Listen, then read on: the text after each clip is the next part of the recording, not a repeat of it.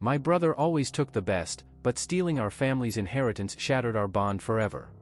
Growing up, I always thought I could trust my brother, Kevin. He was 3 years older than me, always protective, always looking out for me, or so I believed.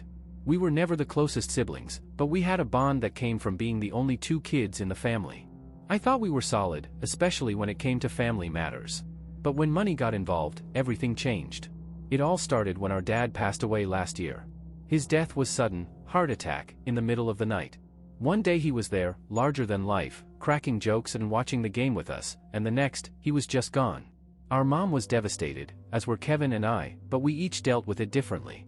I retreated into myself, drowning in grief, while Kevin became even more of the take-charge type, handling all the arrangements with a calmness I didn't think was possible. After the funeral, things got complicated. Dad hadn't left a clear will, and suddenly, everything became a guessing game. Our family owned a small business, a hardware store that had been in the family for decades. It wasn't making millions, but it had sentimental value and provided a comfortable income. And then there was the house, some savings, and a few other assets. I thought we'd split everything fairly between us, but Kevin had other plans. A few months after Dad passed, Kevin approached me with a proposal. He suggested that we sell the business. I was hesitant. I didn't want to lose the store, the only real piece of Dad we had left. But Kevin was persuasive. "Look, Ethan," he said, leaning in over the kitchen table where we'd gathered. "Running the store isn't exactly in your wheelhouse, right? You've got your career going, and I've got mine. Let's be real, neither of us has the time or interest to keep this place afloat. Selling it would give us a nice payout, and Mom won't have to worry about it anymore." He made it sound reasonable, logical even. And maybe he had a point. I had a full-time job that was demanding, and Kevin had his own career to focus on. Still, something about it didn't sit right with me. But in the end, I let Kevin convince me. He was the older brother, after all. He had always known what was best, or so I thought. Over the next few weeks, Kevin took charge of the sale. I trusted him to handle the details. After all, he'd always been the more business-savvy one between us. He kept me in the loop, at first, sending updates about interested buyers, potential offers. But then things started to shift. He became more secretive, his updates fewer and farther between. When I asked him about it, he brushed me off. "Don't worry, Ethan," he said one day, waving away my concerns like they were nothing. "I've got it under control. I'll let you know when there's something concrete." I didn't push it. I figured he was just stressed, dealing with the sale and trying to make sure we got the best deal. But then, one evening, I stumbled upon something that shook me to my core. It was a late Friday night, and I had stopped by Mom's house to drop off some groceries. She'd been struggling since Dad's death, and I tried to help out whenever I could. When I walked in, I found her sitting at the kitchen table, looking distraught, a stack of papers spread out before her. "What's wrong, Mom?" I asked, immediately concerned. She looked up at me, her eyes filled with confusion. "Ethan, have you seen this?" She handed me one of the papers, and as I scanned it, my heart sank. It was a document from the sale of the store. But what caught my attention wasn't just the sale itself, it was the terms. Kevin had negotiated a deal that gave him the majority of the payout, leaving me with a fraction of what I was supposed to get. Worse yet, it was clear he had been planning this for a while. There were clauses, fine print, all things I hadn't known about because I hadn't been paying close enough attention. I felt the anger rising in me. "What the hell is this?" I muttered, my voice tight with disbelief. Mom shook her head, her voice trembling. "I don't know, honey. I thought Kevin told you everything. I didn't know it would be like this." That's when it hit me, Kevin had played me. He'd used my trust, my grief, to manipulate the situation. He'd sold our family's legacy out from under me, and now, he was reaping the rewards. I left Mom's house that night in a daze, my mind racing with anger and confusion. I had to confront him, had to make sense of what he'd done. But deep down, I already knew, Kevin had betrayed me, and for what? Money? Control? I wasn't sure, but I was going to find out. The next day, I showed up at Kevin's place, furious and ready for a confrontation. When he opened the door, he acted like nothing was wrong, like everything was fine. But I wasn't playing along. "We need to talk," I said, pushing past him into the living room. Kevin frowned, following me in. "What's going on?" I turned to face him, holding up the papers I'd taken from Mom's house. "You want to explain this?" His expression darkened for a moment, but then he shrugged, playing it cool. "It's just business, Ethan. You know how these things work. I got the best deal I could. For you." I snapped, my voice rising. "You got the best deal for yourself. You cut me out of what was rightfully mine." Kevin sighed, running a hand through his hair. Look, you're overreacting. I didn't cut you out. You got your share. It's just that I did most of the work, so it's only fair I get compensated for it. I couldn't believe what I was hearing. Compensated? Are you kidding me? This was supposed to be a family decision, Kevin. We were supposed to split everything equally. Dad wouldn't have wanted this. Dad isn't here anymore, Kevin said coldly. And someone had to step up. You weren't exactly eager to take the reins. His words hit me like a punch to the gut. Was that what he thought? That I didn't care enough to be involved? That I wasn't capable? This isn't about stepping up, I said, my voice low but trembling with anger. This is about you being greedy. You saw an opportunity, and you took it, at my expense. Kevin didn't deny it. Instead, he crossed his arms, staring at me with a look of frustration. What do you want, Ethan? Do you want to drag this out in court? Fight me over some money? For a moment, I didn't know what to say. Part of me did want to fight him, to make him pay for what he'd done. But the other part of me, the part that still remembered him as my brother, didn't want it to come to that. I want what's fair, I said quietly. And I want to know why you did it. Kevin's eyes flickered, but he didn't answer. Instead, he turned away, leaving me standing there with more questions than answers. As I left his house that day, I realized that this was only the beginning. Kevin had crossed a line, and I wasn't sure if we'd ever be able to go back to how things were before. Trust had been shattered, and money had torn us apart in a way I never thought possible. But I wasn't going to let him get away with it. Not without a fight. After my confrontation with Kevin, I couldn't sleep for days. My mind was a whirlwind of anger, betrayal, and disbelief. I kept replaying our conversation over and over, trying to understand how things had gotten so twisted. This was my brother, someone I'd grown up with, someone I'd trusted. And now, he was acting like a stranger, someone willing to stab me in the back for the sake of a few extra dollars. Mom noticed the tension between us immediately.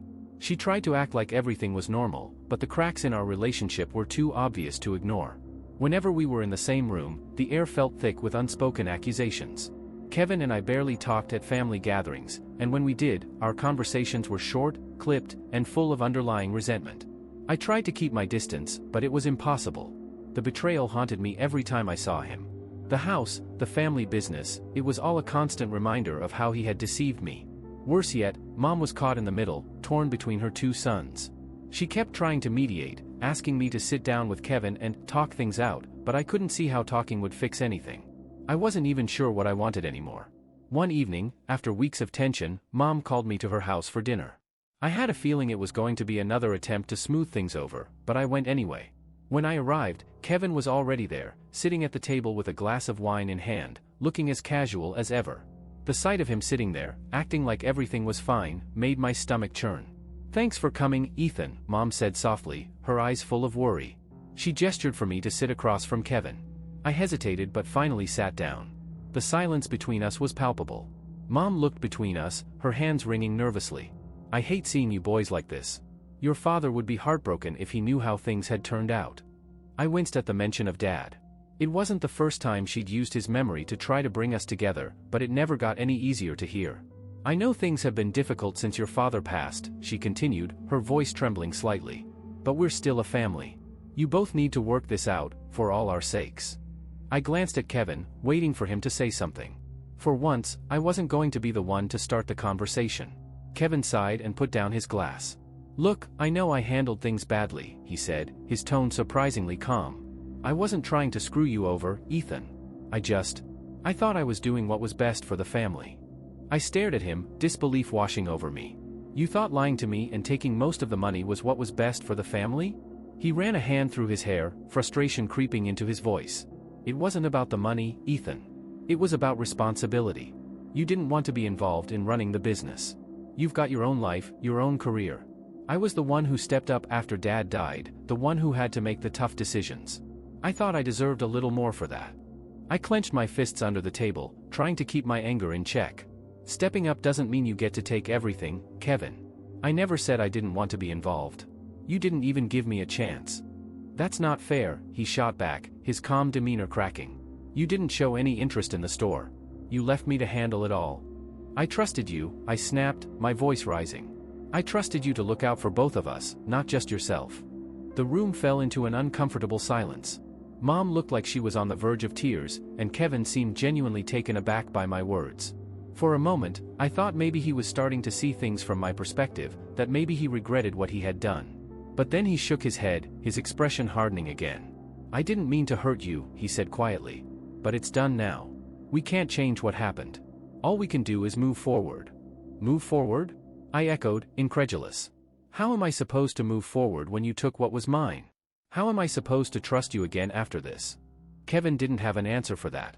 Instead, he looked down at his hands, avoiding my gaze. Mom broke the silence, her voice trembling. "Ethan, please. This fighting is tearing the family apart.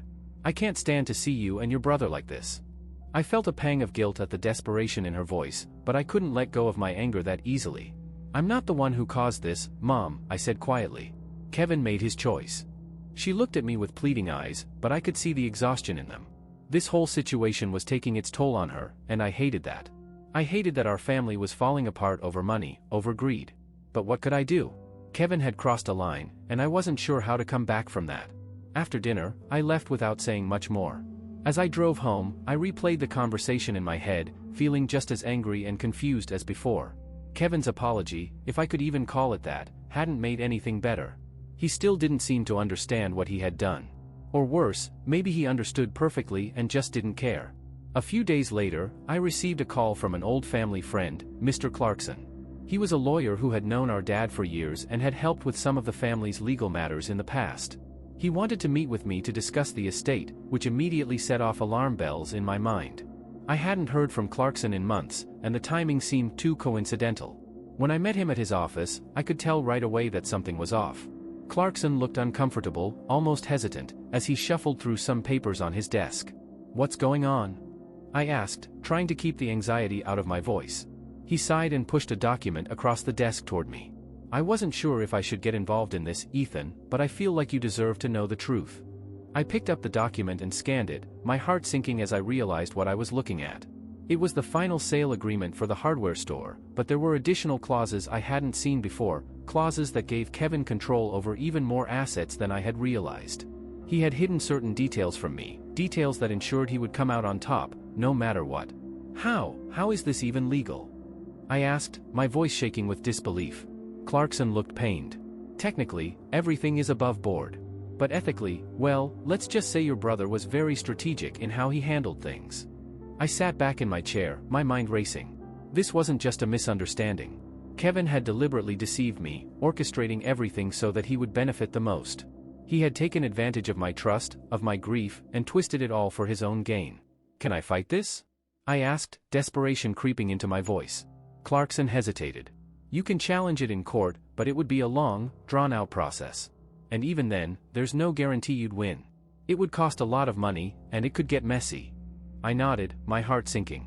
I didn't want to drag this through the courts, didn't want to turn what was left of my family into a legal battlefield. But at the same time, I couldn't just let Kevin get away with this. He had betrayed me in the worst way possible, and now, I had to figure out what to do next. Leaving Clarkson's office, I felt a deep sense of dread. The more I uncovered, the more I realized that Kevin wasn't just making mistakes, he was actively working against me. The brother I thought I knew was gone, replaced by someone I could barely recognize. And now, it was up to me to decide how far I was willing to go to fight for what was mine. After leaving Clarkson's office, I felt the weight of the decision pressing down on me. Kevin's betrayal wasn't just about money anymore, it was about family, trust, and the future. As much as I wanted to confront him again, it seemed futile. Every time I tried to get answers, he deflected, leaving me more frustrated than before. If I wanted to protect what was left of my father's legacy and my place in the family, I would have to take matters into my own hands. But I wasn't ready for what that would cost me. That night, I couldn't sleep. My mind raced with all the possible scenarios, taking Kevin to court, confronting him again, or even letting it go and moving on. But none of those options felt right. Letting it go would mean accepting that my brother had cheated me. Dragging him to court would destroy any hope of reconciliation and likely tear our family apart forever. And another confrontation? That seemed pointless. Kevin had shown me who he was, and I wasn't sure there was any point in trying to change him. As I lay in bed, staring at the ceiling, my phone buzzed. I groggily reached for it, seeing a text from an unknown number. It read, "I know what Kevin did. Meet me tomorrow at Joe's Diner. St. Wilmogans. I can help." My heart skipped a beat. Who could this be? I sat up, staring at the message. It was cryptic, but it seemed genuine. Someone else knew about Kevin's manipulation? And they were offering to help? I wasn't sure if I should trust it, but I didn't have much else to go on. Maybe this was the break I needed. The next morning, I found myself walking into Joe's diner, scanning the room for anyone who might be expecting me. It was a small, run-down place on the outskirts of town, the kind of spot where people went to be forgotten. The bell above the door jingled as I stepped inside, and a few old-timers looked up from their coffee, but no one stood out. I hesitated at the entrance, wondering if I'd been played, when a voice called out from the back booth. "Ethan?" I turned and saw a woman sitting alone, her face partially hidden by a baseball cap. She waved me over, and I cautiously made my way to her table. "Sit," she said quietly, motioning to the seat across from her. I slid into the booth, studying her face. She was in her mid-40s, with sharp features and eyes that seemed to hold 1,000 secrets. There was something familiar about her, but I couldn't place it. "Who are you?" I asked, my voice low. She smirked slightly. "You don't remember me, do you? It's been a long time, Ethan. I'm Carly. Carly Jennings. We went to high school together." My mind raced, and after a few moments, it clicked. Carly had been a few years ahead of me, one of those mysterious older kids who always seemed to be in trouble. I hadn't seen her since then, and frankly, I hadn't given her a second thought in years. What is this about?" I asked, still unsure of where this was going. Carly leaned forward, her voice barely above a whisper. "I know what your brother's been up to, and I know exactly how he did it." I narrowed my eyes, skeptical. "How do you know that?" "I've been working for him," she admitted, her voice steady. "Well, technically, I've been working for his company as an accountant. But I've seen the paperwork, the numbers, the deals. Kevin didn't just screw you over with the sale of the store.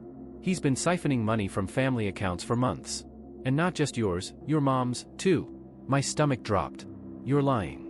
"I wish I was," she said, pulling a folder from her bag and sliding it across the table. "But it's all in there. Bank transfers, hidden accounts, legal loopholes. Kevin's been playing a long game, and you're not the only one he's hurt." I opened the folder, my hands shaking as I flipped through the documents. It was all there, just as she said. Transactions I didn't recognize, shell companies, offshore accounts, all under Kevin's control. I couldn't believe it. I didn't want to believe it. But the evidence was undeniable. I looked up at Carly, my heart pounding in my chest. "Why are you telling me this? Why now?" She shrugged, leaning back in her seat. "I didn't sign up for this. I thought I was just doing basic accounting work for a small business. But when I realized what was going on, well, let's just say I have my own reasons for wanting to see Kevin go down." I studied her face, trying to read between the lines. There was more to her story, but now wasn't the time to dig into her motives. All that mattered was that I finally had proof. Proof that Kevin had crossed lines I didn't even know existed. "So, what do I do?" I asked, my voice hollow. Carly smiled, but it wasn't a friendly smile. It was the kind of smile someone wears when they know they're about to change everything. "You've got options, Ethan. You could take this to the authorities, blow everything up. Kevin would be facing serious charges for fraud and embezzlement. Or what?" I asked, dreading the answer. "Or you confront him with this," she said, tapping the folder. "Let him know you're onto him, and give him a choice. Either he makes things right, gives you your share, restores what he took from your mom, or you go public." My mind raced. Confronting Kevin again felt like stepping into a war zone. He'd already proven that he wasn't above betraying me, but now I had the upper hand.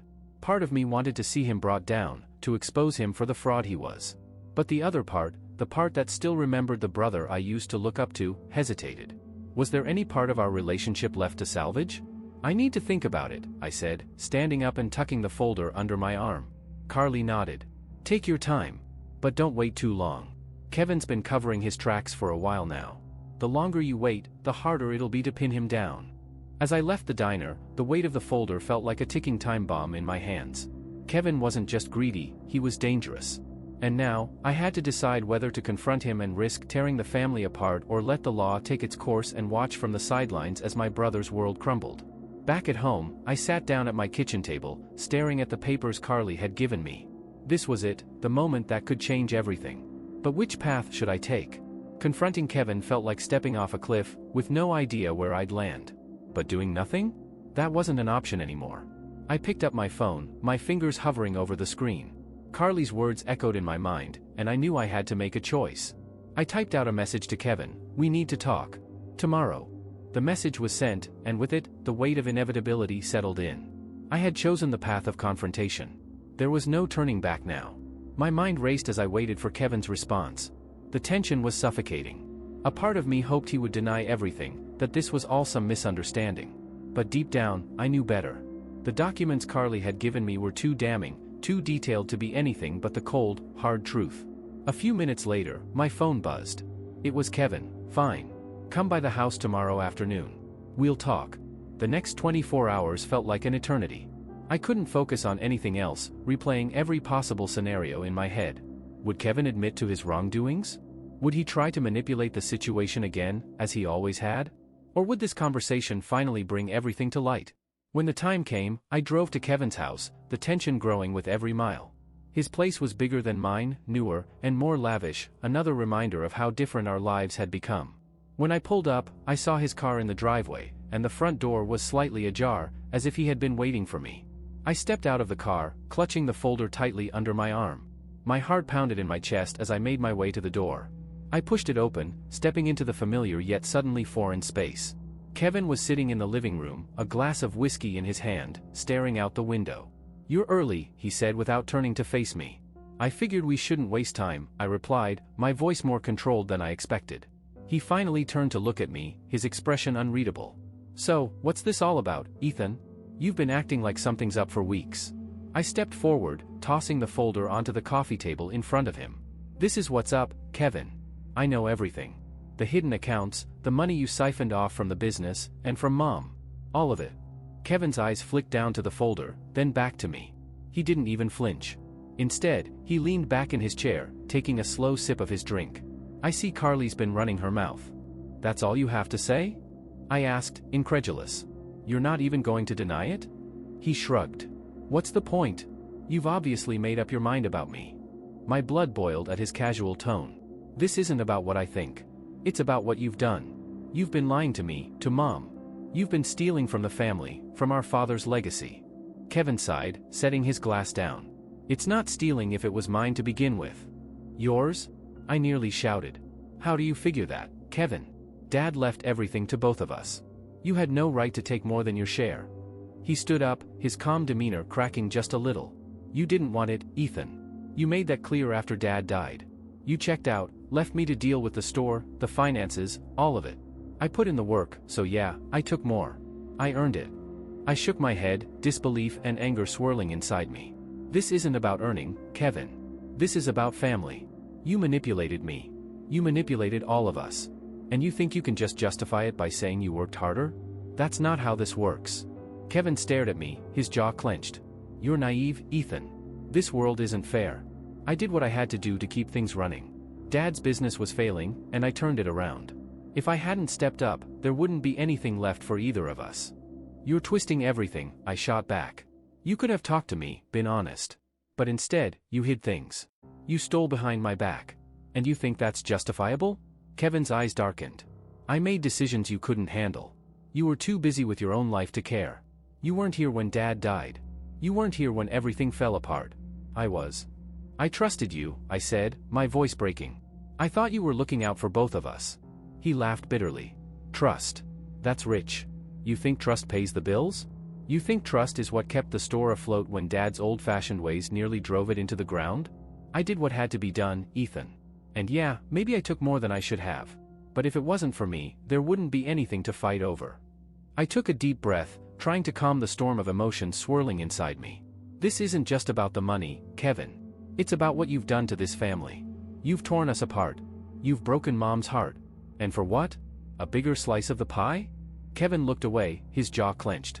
For the first time, I saw something crack in his armor. Maybe it was guilt. Maybe it was regret. But whatever it was fleeting. "So what now?" he asked quietly. "You going to drag me through court? Try to ruin me?" I shook my head. "I don't want to ruin you, Kevin. I just want what's fair. I want what's mine. And I want you to make things right with Mom." He didn't respond right away.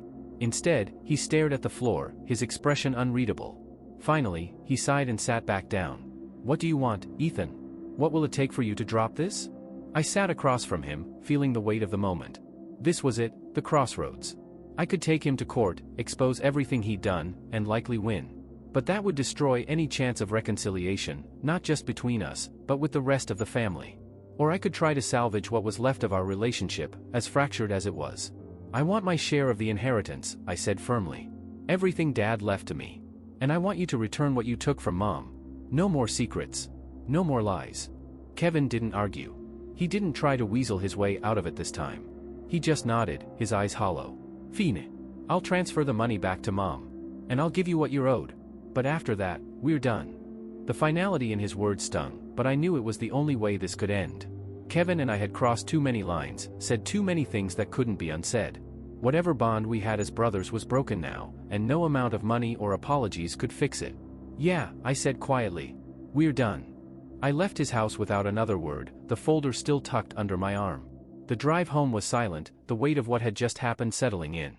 I had won, in a way. I had gotten what I came for. But it didn't feel like a victory. Over the next few days, Kevin kept his word. The money was transferred back to Mom's account, and I received my share of the inheritance. But the damage was done. The next time I saw him, at a family gathering, we didn't speak. The rift between us was too wide, too deep to cross. I wish I could say I felt closure, that I had found peace in the aftermath of it all. But the truth was, I had lost more than I'd gained. Kevin wasn't just my brother, he had been my closest friend, my confidant. And now, he was a stranger. The betrayal had changed both of us, in ways I hadn't anticipated. In the end, I didn't walk away with the money. I walked away with the knowledge that family isn't just about blood. It's about trust, loyalty, and respect. And when those things are broken, no amount of inheritance can ever put them back together.